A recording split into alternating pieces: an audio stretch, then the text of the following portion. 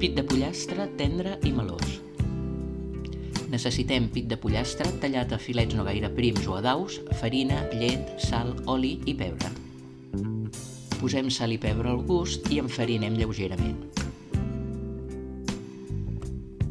Escalfem una mica d'oli amb una paella.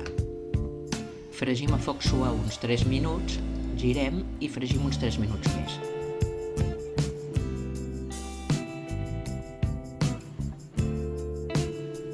Afegim llet fins quasi cobrir els filets o els daus.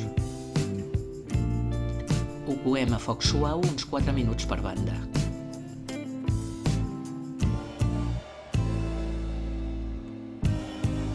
No deixar reposar gaire, ja que la salsa espesseix ràpidament. Es pot servir amb patates fregides o bullides, arròs, etc. Espero que us agradi la recepta i la compartiu. Bon profit!